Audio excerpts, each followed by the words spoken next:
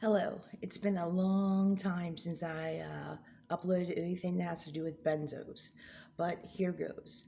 Um, One of the things that I did talk about in another one of my videos was benzos and histamine intolerance.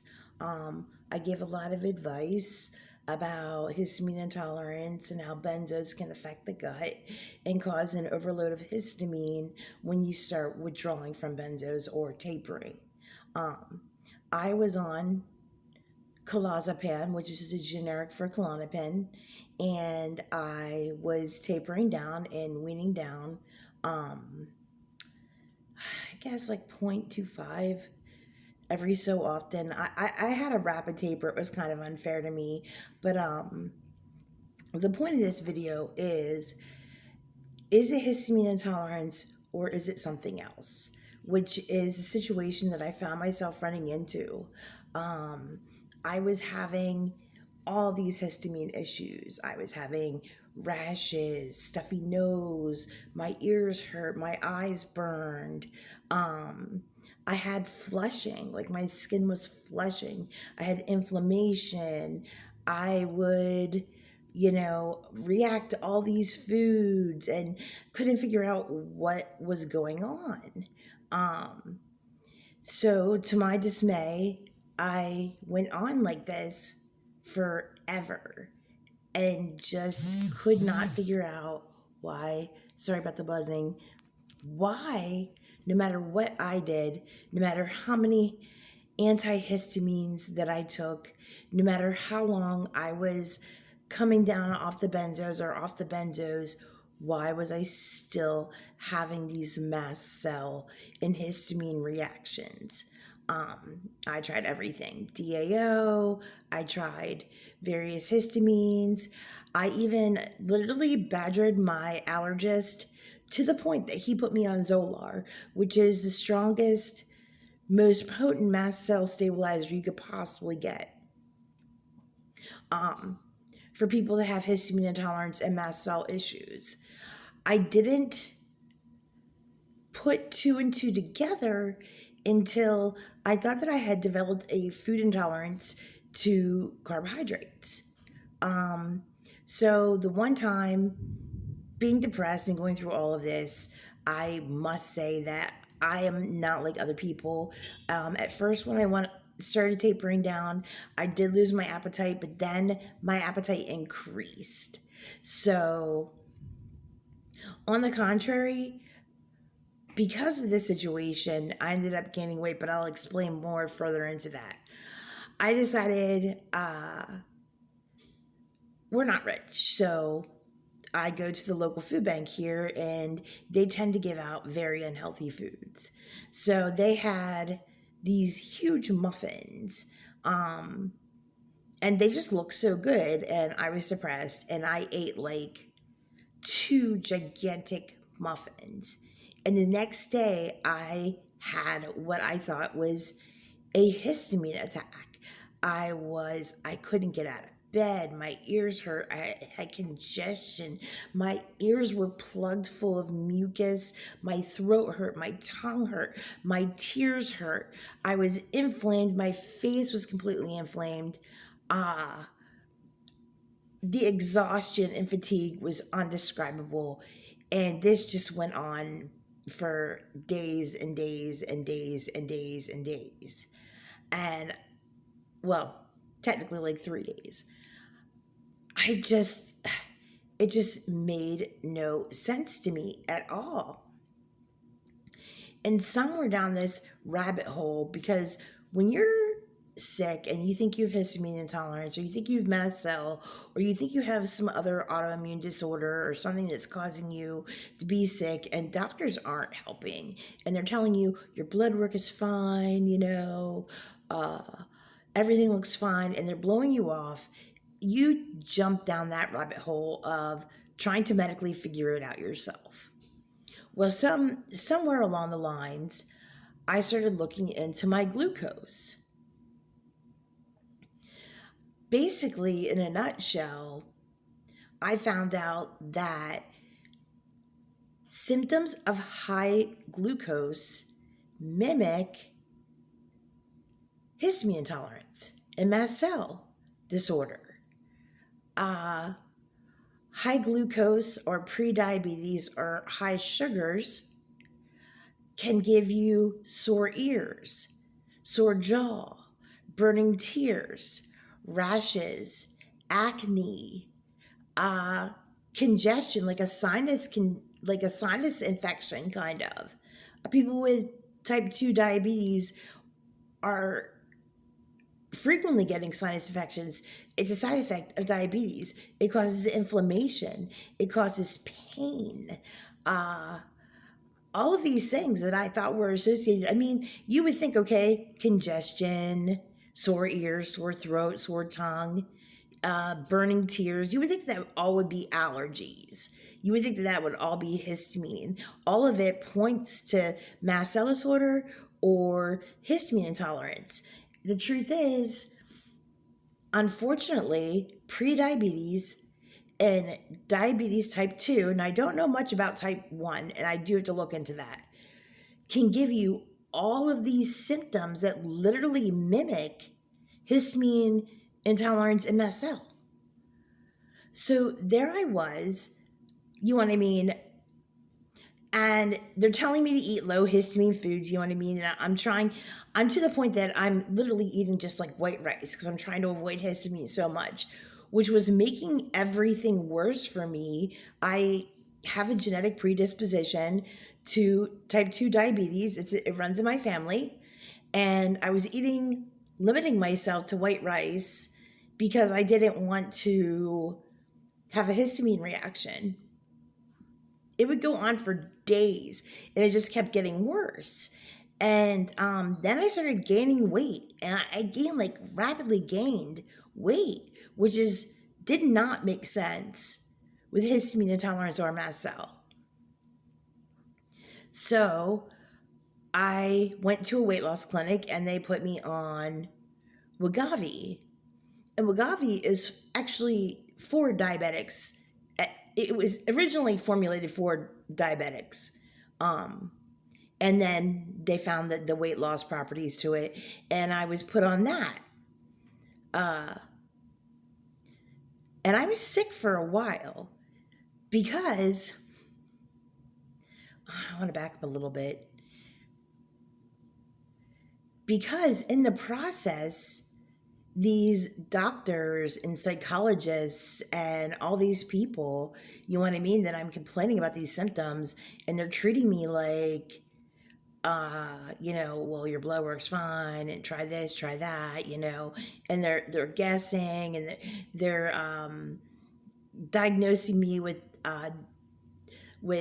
thyroid disorder without having the levels, and they're giving me levothyroxine, which, one, increases glucose.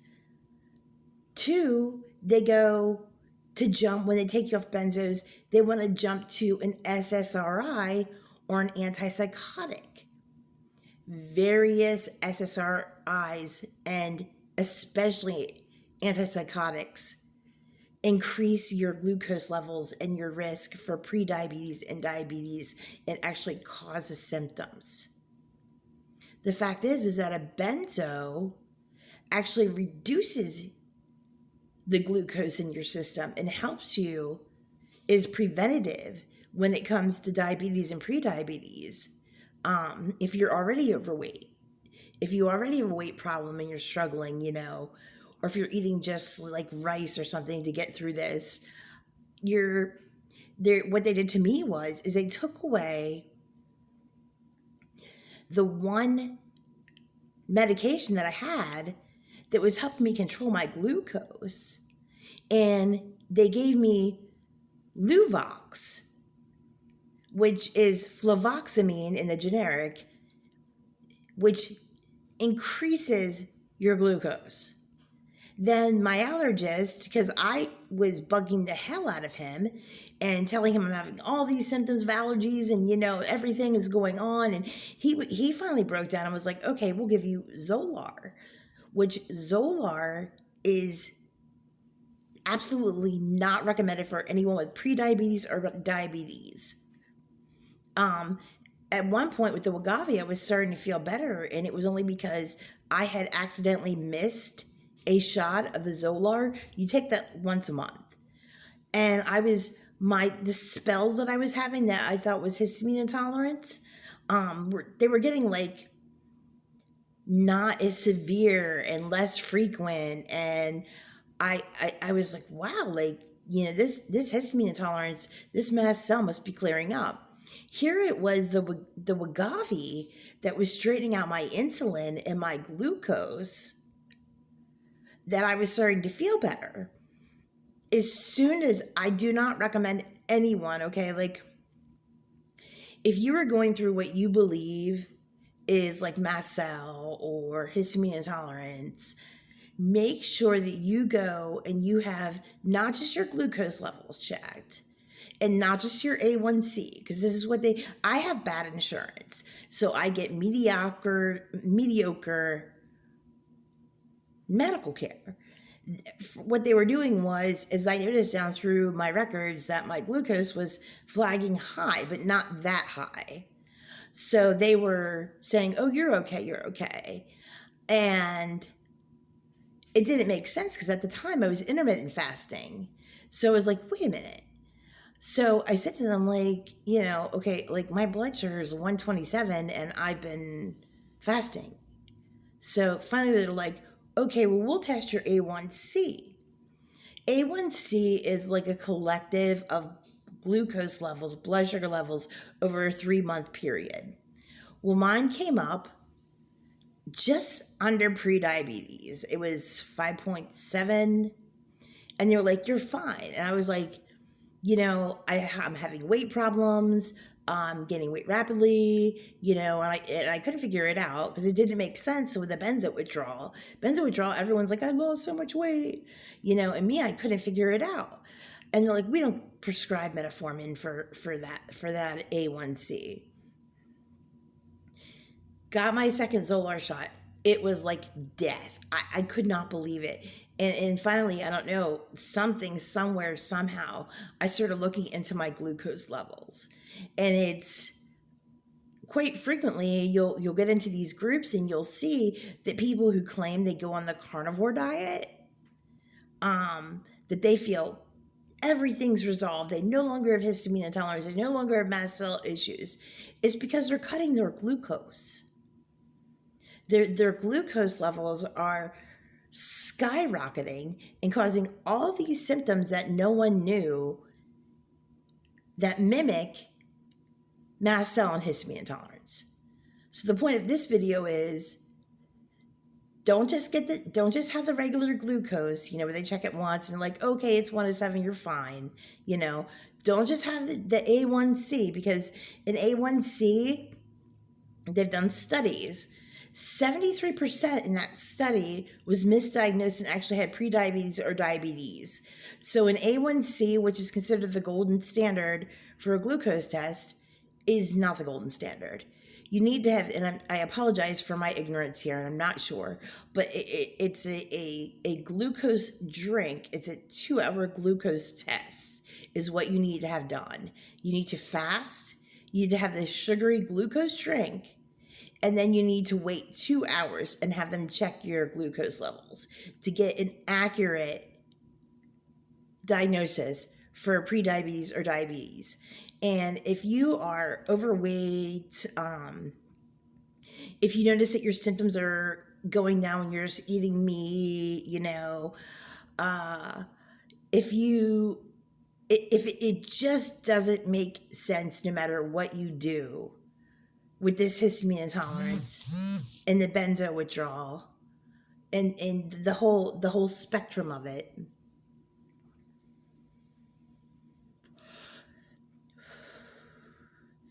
Check your sugars, check your blood sugars, check your glucose.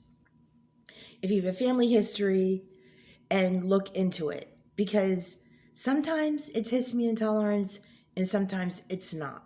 And I don't doubt histamine intolerance because I have a whole other video on it and I can talk about it all day.